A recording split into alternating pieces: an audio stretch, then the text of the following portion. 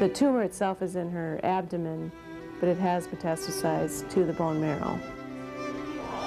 It's emotionally devastating to find out your child is seriously ill, but some young patients are receiving special help from a group of nurses some call the Angels on the 8th floor. In tonight's Extra, an inspirational story about the guardian angels who take care of cancer patients at Children's Hospital in Minneapolis. Grateful parents will tell you the nurses have a special gift. And as KARE 11's Mark Daly reports, it comes from knowing exactly how the children are feeling.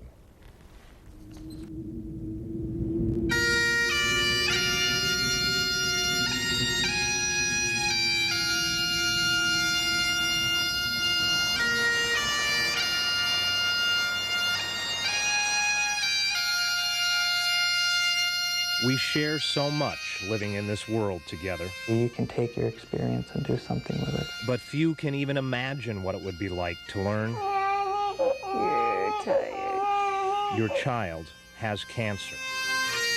I was pretty much a lost cause. In fact, my only thoughts were, if she dies, I want to die.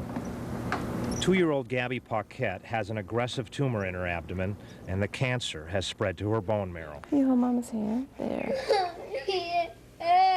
Can you show me where? Across the hall, 5-year-old Chloe Fruth is battling leukemia, and her veins hurt. Right up here? Chloe and Gabby are just two of the hundreds of young cancer patients treated each year up on the 8th floor of Children's Hospital in Minneapolis. I've learned that families are amazingly resilient. Nearly every day, Reverend Brian Brooks visits with the young patients and their parents at Children's. They become very close to you because you're in the middle of something very intense. Oh, who did your toenails? Did Mommy do your toenails? Tricia Nemi is part of a very special team of nurses who work on this floor. Oh, you got it. Right now, Tricia is playing with Keelan Trudeau, who was diagnosed with cancer when she was just 8 months old. Who's that? Oh, who's that? Jane Lau is another nurse here who considers herself lucky to have such a wonderful job. I don't want to do anything but this.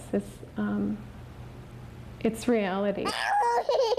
You're tired. People will say to me, how can you work with kids who have cancer?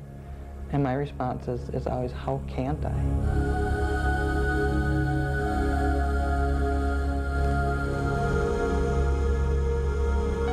If it seems like many of the people who work here have a special gift, a unique understanding of what their young patients are going through, I haven't seen blue. I had it. I've only seen the green and the orange. that is no accident. Remember riding trikes around the floor, and they would take me outside. We used to have an outside playground in the front. Long before she was a nurse, Tricia Nemi was a patient here at Children's, diagnosed with leukemia at age 4. At 14, she had a bone marrow transplant. So touched was Tricia by the loving care she received, she decided to become a nurse herself. The people here have always made me feel like this is my home. I had Hodgkin's disease. Jane Lau had a bone marrow transplant too. She had to wear a wig to her high school graduation. And like Tricia, Jane will never forget those who cared for her when she was sick. Watching what they did and watching how they related to patients and thinking that, you know, if I get through this, I want to help people like they do. I hope that my experience gives other people hope and comfort.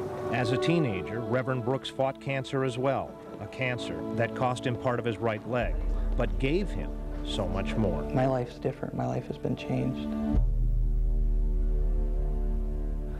Did your sackie come off? Now, when he thinks it will help, Reverend Brooks shares his story. In the midst of this, there has to be a source of hope. Strengthened by their faith, loving friends, and Reverend Brooks's encouraging words. Any success story gives us hope. Gabby's parents are optimistic. It's almost like I've accepted this, and now it's time to fight it. I was scared. Other families say they've been uplifted by the success stories too. I think they do work miracles. Every nurse up on this floor, I think, has been just excellent. Impressive. It's an impressive pressure today. They can sometimes understand more. They take a look at you. They know what it feels like, both physically and emotionally, to have gone through this.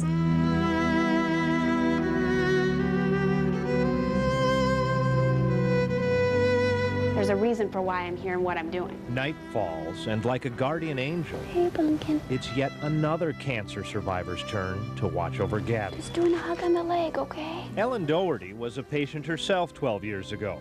Now, Ellen works side by side with some of the very same nurses who cared for her way back when. There is good to every bad that we see. Yes, of course, they have their bad days. Jane remembers a teenage girl who lost her fight with cancer. And it was really difficult because she looked up at me and said, "I don't want to die," and she started crying. In even the saddest moments, Tricia tries to find good. In most cases, you know, the family's always been thankful for what we've done, and it's been a privilege to know their child and make even their death comfortable. Heart. Should I draw a heart for you? Yeah. Okay. What rejuvenates them, what gives them hope, is the children. I was what they call a rapid responder.